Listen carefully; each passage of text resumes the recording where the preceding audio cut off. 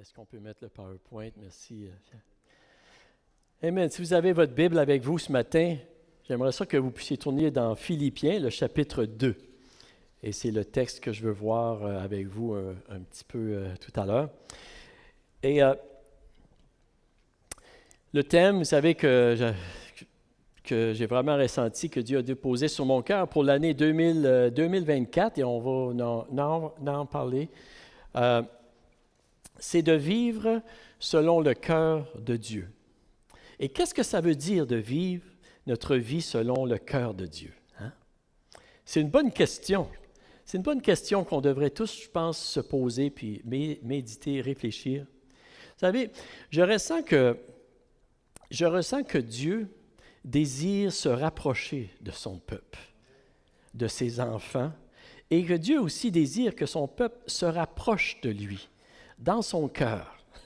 Dans son cœur, vous savez, pas seulement par des pratiques ou on pourrait dire des disciplines de faire certaines choses, tu sais, comme lire la Bible, comme prier, jeûner, aller à l'église. Et toutes ces choses sont extrêmement bonnes, comprenez-moi bien, là. Tu sais, comprenez-moi bien, là. Mais je crois que Dieu nous appelle, vous savez, à s'approcher de lui vraiment de tout notre cœur. Et d'aller en profondeur avec le Seigneur. Et il y a un danger, vous savez, qui nous guette. Chacun de nous, en fait, de négliger ou de oublier notre relation, notre cœur, je vais le dire comme ceci, de oublier ou de négliger notre cœur dans notre relation avec Dieu. Il y a un danger. Vous savez, à un moment donné, on peut devenir tellement familier ou ça devient normal, ça fait partie de notre vie que oui, c'est peut-être sur nos lèvres, Dieu est sur nos lèvres, puis Dieu est dans notre raisonnement aussi et dans notre intelligence.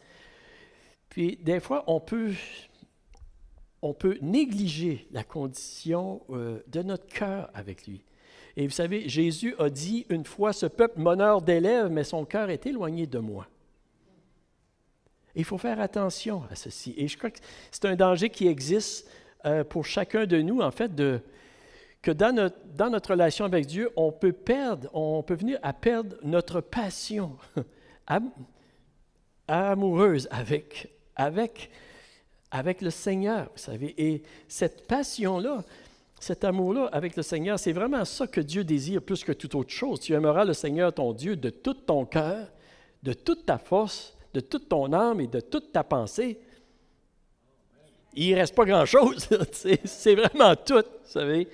Et c'est ça que Dieu, vous savez, il veut une relation. Dieu nous aime de cette façon-là. Et il désire une relation comme ça. Et en fait, vous savez, quand on y pense, comment ne pas aimer quelqu'un qui est mort pour toi? Hein, quelqu'un si disons une personne là, qui aurait donné sa vie là, pour qu'on puisse être en vie aujourd'hui, là, on aurait un respect, un amour pour cette personne-là. Comment ne pas aimer quelqu'un qui est mort pour nous? Jésus est mort pour nous, et en plus, il nous donne tellement de richesses innombrables. Il nous promet la vie éternelle. C'est-tu pas merveilleux que ça finit pas ici, là, tu sais? C'est triste la mort, oui, c'est triste la mort, mais c'est le commencement d'une vie dans la gloire de Dieu pour l'éternité. Et ça, c'est absolument merveilleux, vous savez. Et en fait, l'apôtre Pierre, lorsqu'il écrit dans son épître aux chrétiens, vous savez, les chrétiens, à ce moment-là, ils vivaient des choses très difficiles, ils trouvaient beaucoup de souffrances. Et il écrit dans sa lettre, il dit « Béni soit le Dieu, le Père de notre Seigneur Jésus-Christ, conformément à sa grande bonté. » Vous savez, il nous a donné un héritage qui ne peut pas se détruire. En fait, l'apôtre Pierre, lorsqu'il écrit, c'est comme s'il est encore passionné avec Dieu, malgré les circonstances.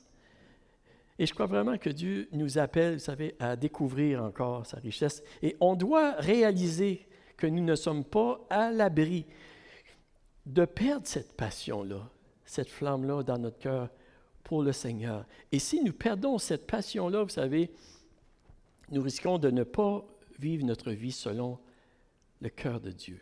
Et en fait, de manquer beaucoup de bénédictions. Jésus, lorsqu'il a écrit dans le livre de l'Apocalypse, on lit lorsqu'il a donné un message à l'église d'Éphèse, il lui dit ceci, en fait, il a dit « Je connais tes œuvres, ton travail, ta persévérance. Je sais que tu ne peux pas supporter les méchants. Tu as été mis à l'épreuve, ceux qui se prétendent apôtres sans l'être, et tu les as trouvés menteurs. » Il dit « Oui, tu as de la persévérance, tu as souffert à cause de mon nom, et tu ne t'es pas lassé. Mais ce que j'ai contre toi, c'est que tu as abandonné ton premier amour. » En fait, il est en train de dire « Ton cœur est plus là. » Et en vous disant ceci ce matin, là, je veux mettre quelque chose au clair. Okay? Je veux bien mettre quelque chose au clair. Je ne crois pas, puis je ne présume pas que vous avez perdu votre amour pour le Seigneur. Parce que je crois, et je crois que vous le croyez aussi, c'est qu'il y a beaucoup d'amour et de passion pour Jésus dans ce lieu. Merci Seigneur. Mais je vous dis ceci parce qu'il y a un danger qui guette le peuple de Dieu, pareil comme les premiers chrétiens à Éphèse, l'église d'Éphèse. Ils ont eu le ministère de l'apôtre Paul pendant plusieurs années. Ils ont vu des miracles, un réveil, la gloire de Dieu. Et Jésus leur dit ceci, c'est parce qu'il y a un danger qui nous guette ici. Et je crois que vous savez que Dieu nous appelle, chacun de nous, son peuple,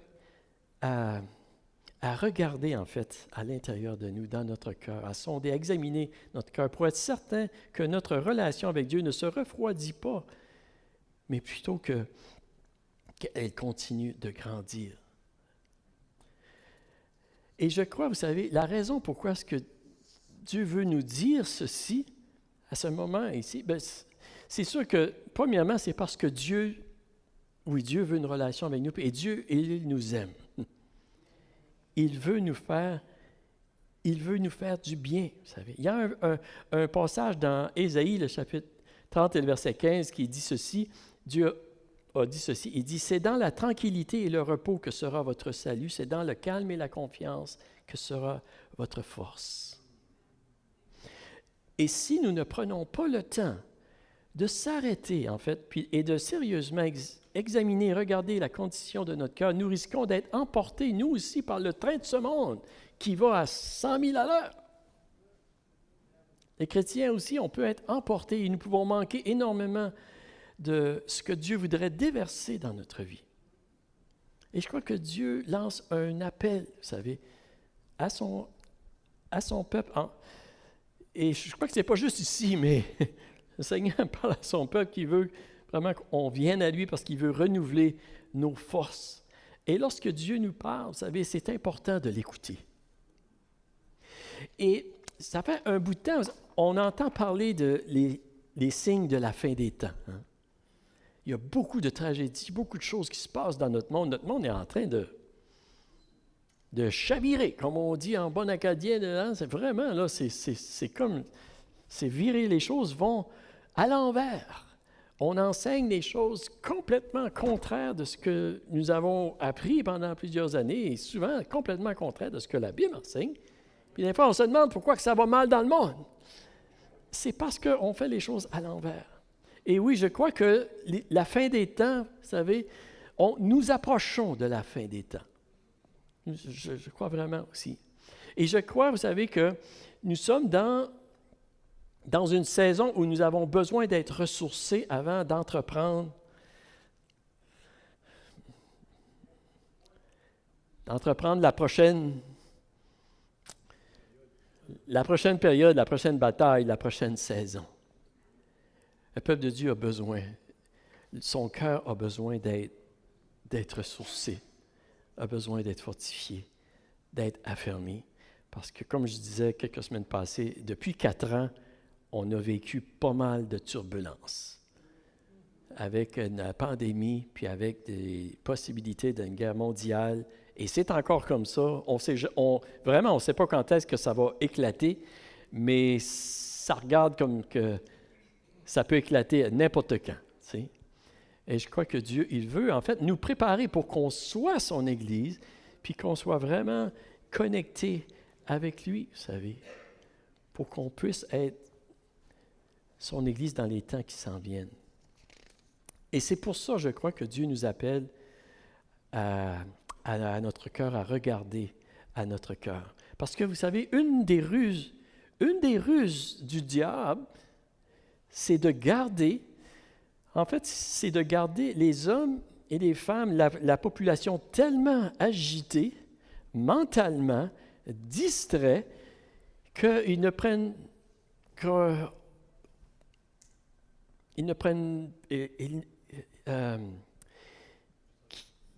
qu'il y a des choses qui ne font pas de sens, qui sont acceptées parce qu'on prend pas le temps d'arrêter puis de réaliser qu'est-ce qui se passe. Et en fait, dans notre monde, vous savez, je crois vraiment que c'est une ruse du diable d'essayer de déconnecter la population de la réalité. Ça va tellement vite parce qu'il y a beaucoup de choses qui ne font plus de sens. Et pourtant, c'est accepté comme ça fait du sens. Vous savez? Et je crois aussi qu'une des ruses de l'ennemi, c'est de déconnecter les chrétiens dans leur relation avec Jésus, qui est la source de vie, puis qui est notre source de foi, puis d'amour. C'est lui notre puissance et notre force. Amen. Et c'est pour ça qu'il faut faire attention de ne pas se laisser endormir, embarquer pour ça. Et je sais que je me répète un petit peu de ce que j'ai dit quelques semaines passées, mais je crois que c'est vraiment une raison, vous savez, pourquoi est-ce que Dieu nous appelle à regarder à notre cœur. Et je vous encourage personnellement, chacun de vous, puis moi aussi je le fais, tu sais, OK, qu'est-ce qui se passe vraiment à l'intérieur de moi? Qu'est-ce qui se passe dans mes pensées, là? Puis des fois, souvent, qu'est-ce qui sort de ma bouche? OK, c'est un indice de qu'est-ce qui se passe à l'intérieur. Et je ne vous dis pas ça pour vous condamner ou quoi que ce soit, mais je crois que c'est important. C'est important de venir. Et c'est la raison pourquoi est-ce que Dieu nous appelle à lui, à examiner notre cœur, parce qu'il veut qu'on vive notre vie selon le cœur de Dieu. Mais aujourd'hui, j'aimerais d'aller un petit peu plus loin dans la découverte de la signification d'une vie vécue selon le cœur de Dieu. Et c'est pour ça que le message que je l'ai intitulé de cette façon-là, « Vive ma vie selon les désirs de Dieu ». Selon les désirs de Dieu. Vous savez, quand on regarde, si on prend le temps de regarder à l'intérieur de nous, là, c'est sûr qu'il y a des choses qu'on va voir qui ont besoin d'être sanctifiées, d'être changées, d'être purifiées, d'être fondues. C'est sûr qu'il y a des choses comme ça. Tu sais. Puis en passant, pas juste chez les autres, mais chez nous autres aussi. Hein? OK? Mais il y a aussi des bonnes choses. Il y a aussi des bonnes choses que nous découvrons dans nos cœurs. Pas juste des mauvaises, mais des bonnes, vous savez. Et pour vraiment vivre selon le cœur de Dieu, il faut prêter attention aussi à ces bonnes choses-là que Dieu dépose dans notre cœur. Et c'est ça que je voudrais voir avec vous ce matin. Et dans Philippiens, le chapitre 2, on va lire ces versets-là, versets 12 et 13, ça dit ceci. Ça dit, « Ainsi, mes bien-aimés, vous qui avez toujours obéi, non seulement quand j'étais présent, mais bien plus encore maintenant que je suis absent, mettez en œuvre votre salut avec crainte et profond respect. En effet, c'est Dieu qui produit en vous le vouloir et le faire, selon son projet bienveillant. » Wow! C'est-tu pas merveilleux? Hein? Ben, c'est ça, là. Faut que je le dise. Hein? Mais la première chose que je veux voir avec vous ce matin, pour vivre selon le cœur de Dieu, il faut découvrir les intentions du cœur de Dieu. Les intentions du cœur de Dieu. En fait, Lorraine, tu as quasiment prêché mon message tout à l'heure. Hein? Merci. Mais on pourrait dire, vous savez, d'une manière générale, très simple, que pour vivre selon le cœur d'une autre personne, on doit connaître les intentions de cette personne-là, les désirs de cette autre personne-là. Et on peut de rechercher à combler ces désirs-là.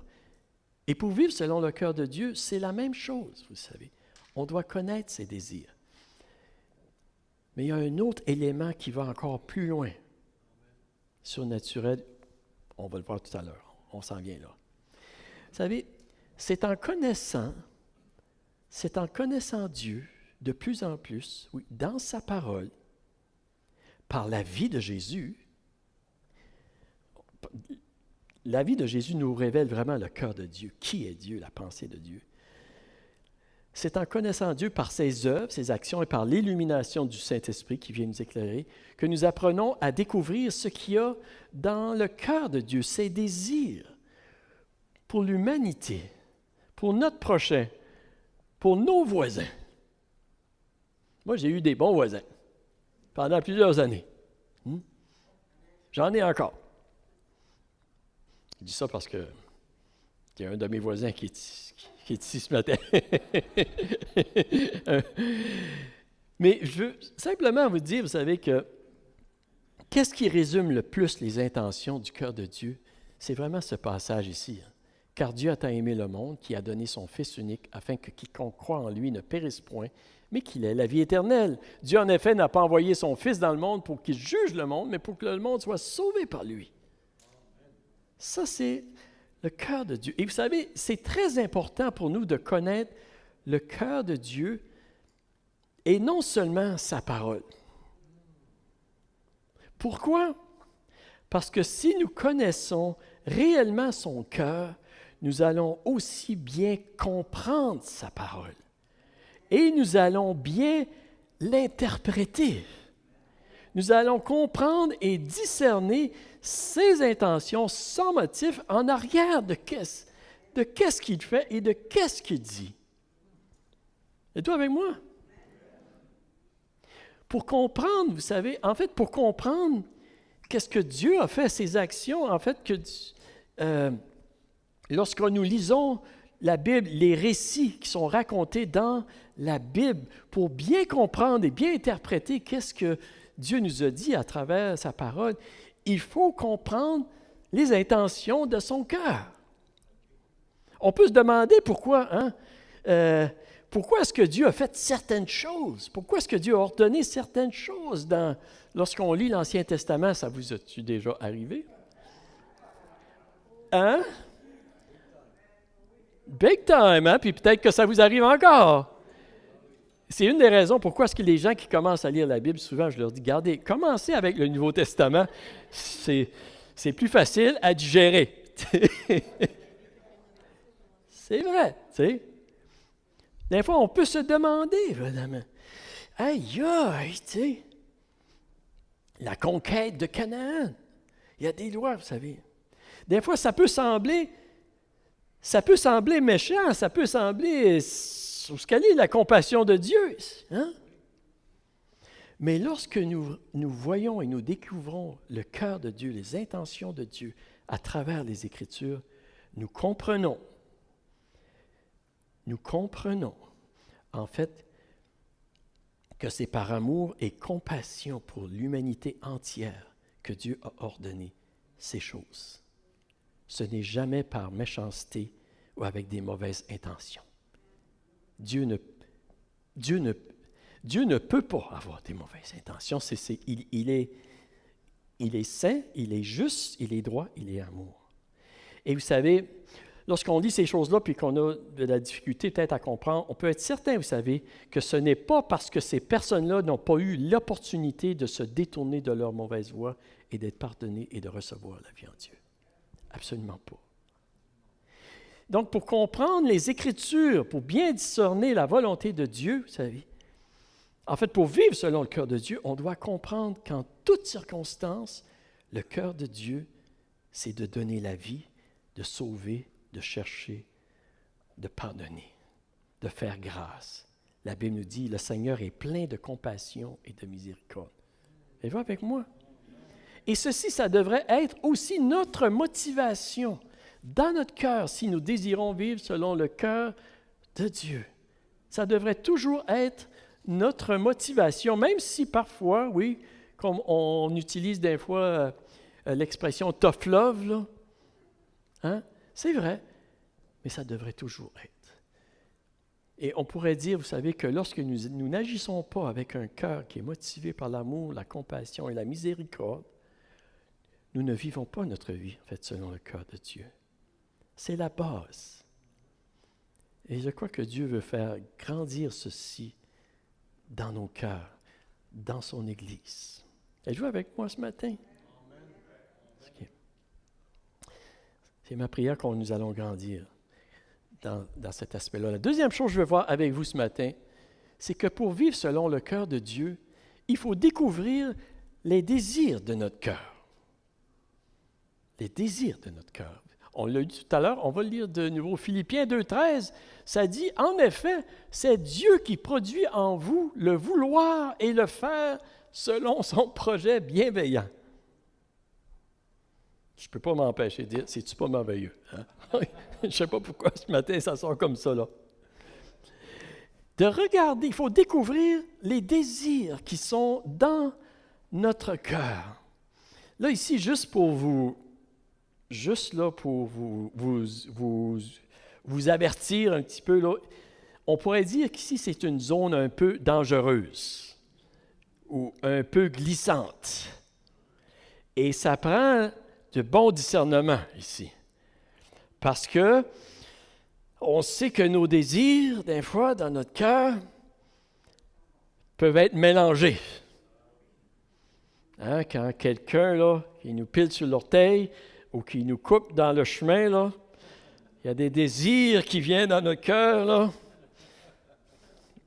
Pas sûr que ça vient du Seigneur, ces désirs-là, OK? Mais, voyez-vous, Dieu ne nous fait pas seulement connaître les désirs qu'il a dans son cœur pour que nous vivions selon son cœur, mais il dépose aussi des désirs dans notre cœur pour nous aider à vouloir faire ce qu'il désire qu'on fait. Et en fait, c'est vraiment ça que le passage ici nous dit. Dieu produit en vous le vouloir ou le désir et le faire pour son projet bienveillant. Le faire, c'est l'énergie. En fait, c'est le mot énergo qui est utilisé ici, qui dit énergie. Dieu nous donne en plus l'énergie pour faire qu'est-ce qui nous met le désir dans nos cœurs de faire. Vous savez, la Bible nous dit que le cœur de l'homme est tortueux par-dessus tout, incurable. Hein? C'est dans Jérémie 17,9, ça dit ceci. Tu sais. Puis c'est vrai. C'est vrai que si on est honnête, là, il y a beaucoup de méchanceté. Hein? La Bible dit ici, il y a quelqu'un qui dit qu'il n'a pas péché, il fait Dieu menteur. Et vraiment, il se trompe lui-même. C'est vrai. OK. Et là, mais, et pensez pas que je suis hérétique ici, là, j'espère. Hein? Mais il y a quand même un peu de bonté dans plusieurs personnes. Dans plusieurs personnes autour de nous, même des personnes qui ne connaissent pas le Seigneur. Même parmi les non-croyants, il y a des gens... Est-ce que vous en avez déjà vu? Vous en voyez, vous en connaissez? Oui, certainement, vous savez. Il y a des gens qui ont des bonnes choses dans leur cœur autour de nous. Puis merci Seigneur pour ces gens-là. Merci Seigneur pour ces gens-là. Et comprenez-moi bien, par exemple, là, qu'il n'y a aucune de ces œuvres de bonté qui est suffisante pour nous rendre justes auprès de Dieu, pour nous sauver. Amen.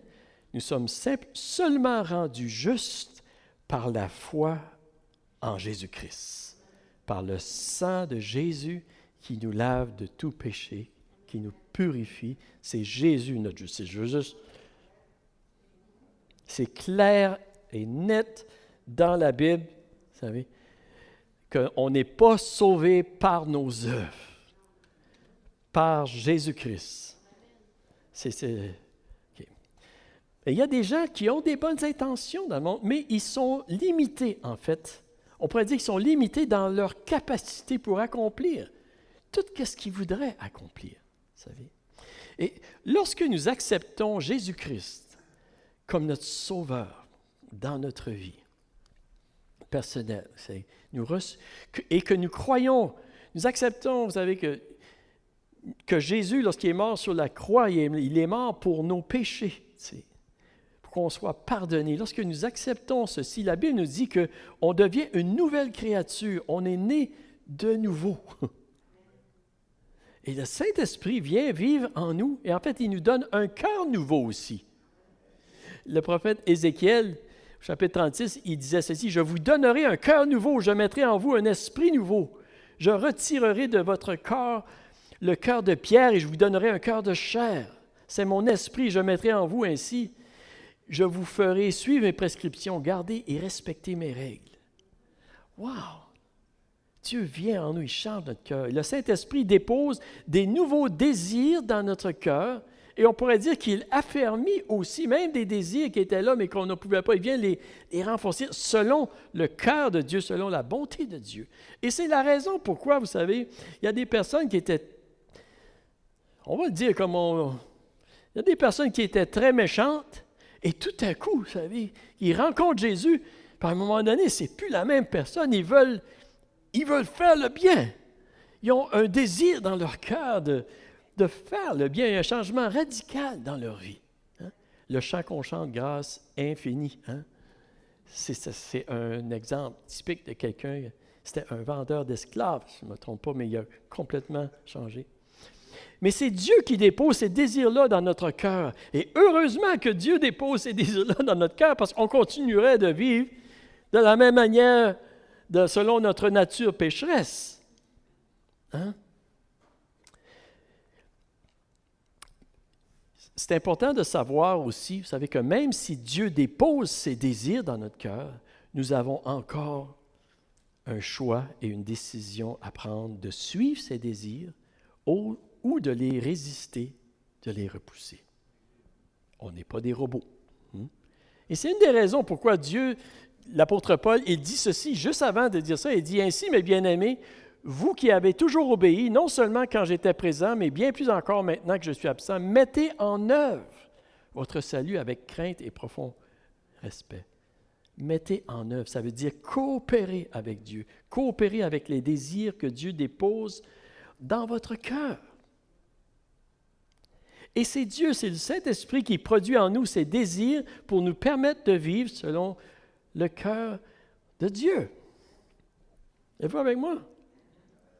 C'est-tu pas merveilleux? Ça a l'air que c'est ma phrase ce matin. Là. J'aurais peut-être dû donner le titre à ce message-là aussi. Mais écoutez-moi bien, nous n'avons pas à s'efforcer à produire le désir d'agir avec bonté, de mettre en œuvre notre salut en nous. Nous avons seulement besoin de répondre positivement aux désirs que Dieu place en nous.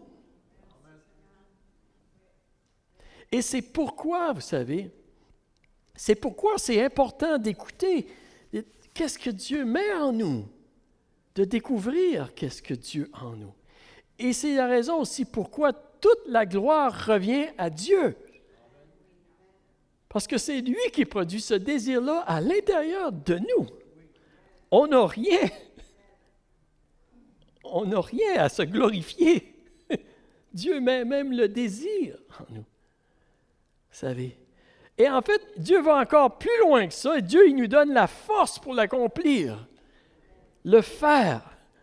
Hein? Dieu nous donne la force, l'énergie pour accomplir les désirs.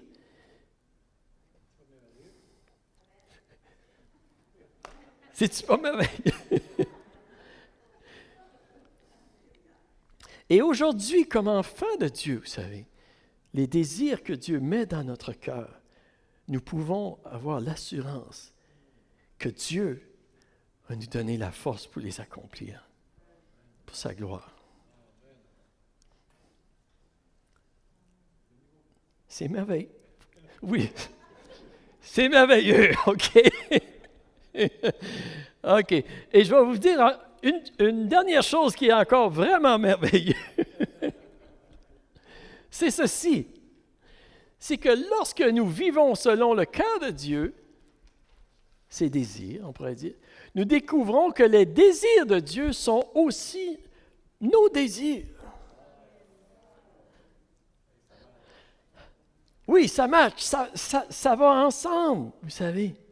En fait, les désirs de Dieu, que Dieu a pour nous, sont réellement ce que nous désirons au plus profond de nous-mêmes. Lorsque Jésus a dit, il a dit ceci, Jésus leur dit, « Je suis le pain de vie. Celui qui vient à moi n'aura jamais faim, celui qui croit en moi n'aura jamais soif. » En fait, Jésus est en train de leur dire les désirs de votre cœur, ce que vous cherchez réellement là, partout, de toutes sortes de façons, de toutes sortes de manières, mais c'est moi qui peux vous donner qu'est-ce que vous cherchez, les désirs dans votre cœur. Les désirs de Dieu, ce n'est pas seulement des désirs pour Dieu, mais c'est des désirs pour nous aussi. Il veut nous donner ce que nous cherchons. Donc, les désirs que le Saint-Esprit veut déposer dans notre cœur ne sont pas contraires à nos désirs les plus profonds. Ils sont parallèles. Je vous dis ceci parce que des fois, il y a des gens qui ont peur de Dieu. Ils disent, hey, si je commence à suivre le Seigneur, si je commence à donner mon cœur au Seigneur, là, je ne pourrai pas faire ceci, je ne pourrai plus faire cela, puis je ne pourrai plus, ma vie va être misérable, puis plate. Non. Pas du tout! Pas du tout. Vous allez finalement trouver qu'est-ce que vous cherchez pendant toute votre vie. Amen. C'est vrai, vous savez. Si on accepte, vous savez, si nous acceptons ces désirs-là que Dieu a pour nous, puis les désirs qu'il place en nous, on va réaliser, vous savez, que c'est vraiment ça que nous cherchons. Et le psalmiste, le roi David, il exprime vraiment bien de cette façon-là. Il dit, « Fais de l'Éternel tes délices, et il te donnera ce que ton cœur désire. » Puis moi, dans ma Bible, j'ai écrit une petite note. Je l'ai écrit comme ça. C'est dit, « Faire de l'Éternel nos délices, c'est de donner à notre cœur ce qu'il désire le plus. » Et je ne veux pas élaborer ce matin sur le sujet des dons spirituels, mais je veux simplement vous dire que Dieu aussi, il place des dons spirituels en nous, et des désirs, des passions, oui, des passions et des dons aussi. Et c'est en fait, vous savez, Dieu place ces choses-là en nous parce que Dieu veut nous utiliser dans ces choses-là. Et il place des désirs dans nos cœurs, selon les dons. C'est Dieu qui le fait. Alléluia, Jésus. Donc, ce matin, et je veux terminer ici, vous savez, c'est comment puis-je arriver à vivre selon le cœur de Dieu? Vous savez, comment est-ce que je peux arriver à vivre selon le cœur de Dieu? Nous devons être attentifs à ce qui se passe dans notre cœur. J'écoutais un podcast cette semaine et la façon que la personne le dit, ça m'a fait réfléchir, j'ai trouvé ça bien. Il parlait justement d'être en contact avec notre cœur et tout ça, et il disait que c'était important d'être présent. D'être présent. Puis j'ai aimé le mot « présent », vous savez, c'est que, en fait, qu'est-ce qui est venu dans mon esprit, c'est que lorsqu'on parle à Dieu, ou qu'on pense à Dieu, ou qu'on dit la parole de Dieu, c'est d'être présent, d'être là, d'être présent avec notre cœur. Je ne sais pas pour vous, des fois, là, on peut faire des choses, puis on est ailleurs. Peut-être présentement, vous êtes ailleurs. J'espère que non. Non, mais ça m'arrive moi aussi des fois quand je suis assis, où vous êtes, oups, il faut que je revienne. Mais c'est important d'être présent parce que c'est là que nous entendons la voix de Dieu. Puis c'est là qu'on est fortifié. C'est là qu'on est guéri. C'est là qu'on est changé. Il faut être présent. Amen. Et je vous encourage d'être présent. Et lorsqu'on est présent comme ça, vous savez, il faut considérer les désirs de Dieu. Lorsque vous lisez la parole de Dieu, je vous encourage de voir le cœur de Dieu à travers sa parole, de vraiment entendre son cœur, vous savez, les désirs qu'il a pour vous et en même temps les désirs qu'il place dans votre cœur. Dieu parle aujourd'hui. Dieu, vous aimez ça parler à vos enfants. Hein? Nous, on aime ça parler à nos petits-enfants. Là. Ils sont assez comiques. Hein? Ils sont assez beaux et assez cute, hein? C'est sûr. Hein? Ah. Mais Dieu, il veut nous parler aussi. Et si nous voulons l'entendre, on va l'entendre. Ça va nous faire du bien. Puis progressivement, nous allons être changés à son image. On va vivre notre vie selon son cœur. C'est vraiment une affaire de cœur, de relation avec Dieu. C'est pas une religion. C'est bien plus que ça. Puis tranquillement, ça change nos pensées, nos désirs pour notre vie, pour notre mariage, nos relations, nos enfants. Et tranquillement, dans tous les aspects de notre vie, on commence à vivre selon le cœur de Dieu. Puis notre vie est beaucoup, beaucoup meilleure. Avec moi ce matin? Amen. J'aimerais qu'on se lèverait debout à ce temps ici.